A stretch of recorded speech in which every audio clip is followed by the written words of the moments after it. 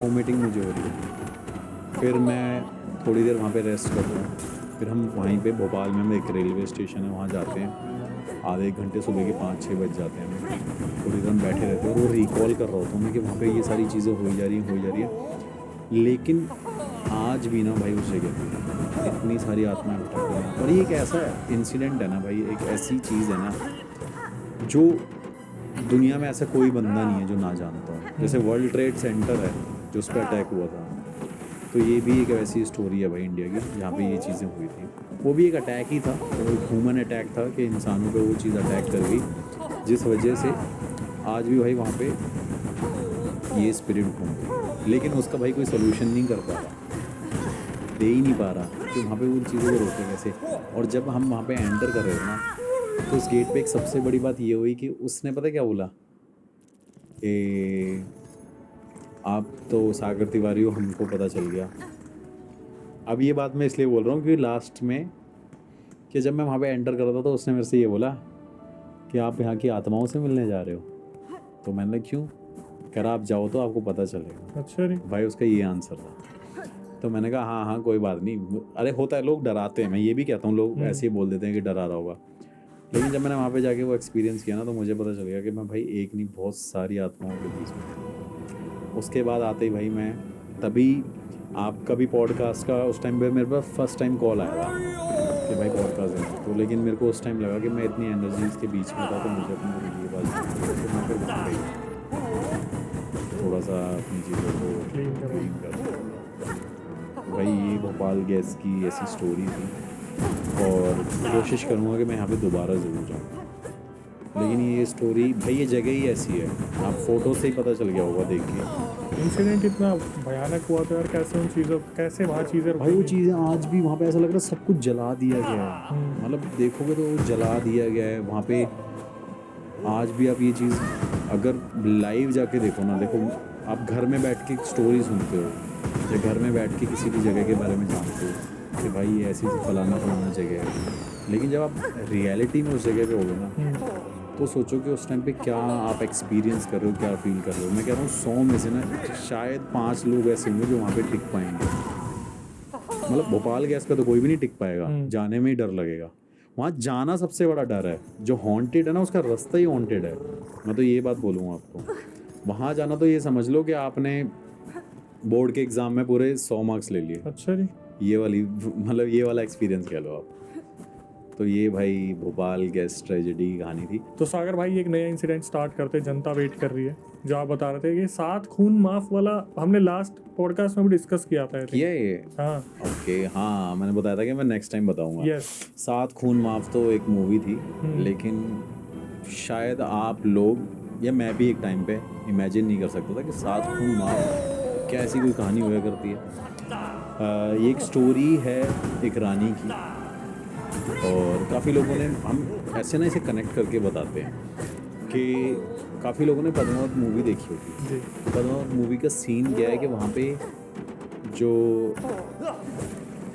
राजा होता है, और मतलब दीपिका पादुकोण और शाहिद कपूर होते हैं, वो जब इंटीमेट हो रहे होते हैं तो उसे कौन देख रहा होता है? वो पंडित जो उस पूरे महल को डायरेक्शन देता है, गाइड करता है। तो ये सेम स्टोरी ऐसी है भाई कि यहाँ पे एक रानी रहा करती थी, एक महल है काफ़ी बड़ा है। बताते हैं कि इंडिया का, मतलब ऐसे आज भी लोग बताते हैं, अगर यूट्यूब पे आप सर्च कर लेना, पर्सनली बता सकता हूँ क्योंकि ये ऑन कैमरा इसलिए नहीं बता सकता, वरना कुछ गवर्नमेंट ऑफिशियल्स इसके अगेंस्ट वो करेंगे। लोकेशन नहीं बता सकते हैं। लोकेशन आपको बता दूंगा। स्टेट तो यूपी है, और फेमस किला है, वो बहुत फेमस किला है। तो वहाँ की स्टोरी है कि भाई वहाँ पे एक टाइम पे रानी राज किया करती थी, और उस किले के अंदर बहुत शान से वो रहा करते थे। और जो राजा था वो अपने युद्ध पे, मतलब जैसे कि पुराने टाइम पे क्या करते थे, राजा के वॉर के लिए चले जाते थे, युद्ध के लिए चले जाते थे। हाँ, तो वो वहाँ पे ऐसे जा रखे थे। तो काफ़ी ज़्यादा फेमस वो किला है, और कभी ये जानना भी होगा तो मैं तब बताऊंगा जिस दिन मैं उस लोकेशन की इन्वेस्टिगेशन करके आऊँगा।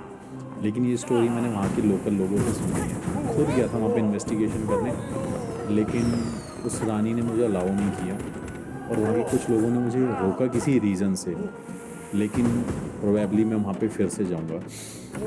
तो वहाँ पे जैसे एक महल चलता है, बिल्कुल वही राज दरबार लगता है। वहाँ पे आते हैं मंत्री संतरी, काम किया करते हैं, जो भी चीज़ें होया करती हैं। वहाँ पे एक रानी रहा करती थी, और रानी, मतलब यार ये स्टोरी मैं बता रहा हूँ, बड़ा अजीब सा लगता है। एक बार मैंने किसी को सुनाई थी। तो रानी, वहाँ पे एक पंडित जो उनको गाइड करता है, उसके साथ भाई उसका अफेयर चल रहा है।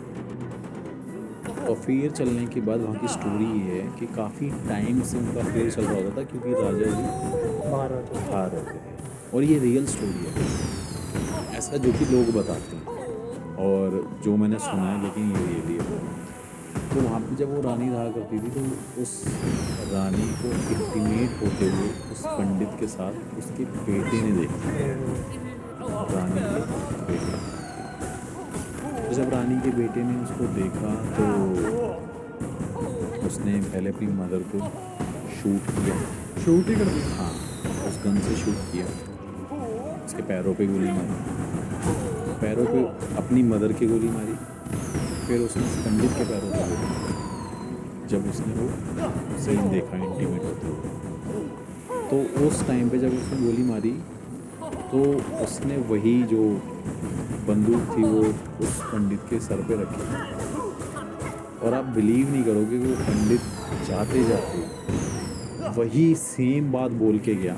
एग्जाम्पल के तौर पे बता दूँ, जो पद्मावत में पंडित बोलता है कि ये महल कभी बस नहीं पाएगा, ये बर्बाद हो जाएगा।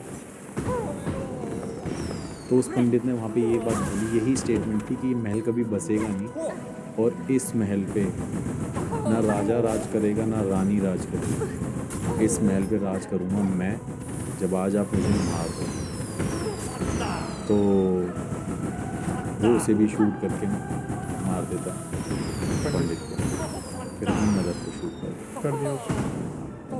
फिर अपने आप को शूट कर। ओह, तो अब यहाँ पे 3 स्पिरिट हो गई है जो भटक रही है उस महल में। आज भी ये बताते हैं कि स्पिरिट्स भटकती रहती हैं, और कई लोगों ने ये एक्सपीरियंस किया है। और उस महल के बाहर उस पंडित को घूमते लोग आज भी देखते हैं।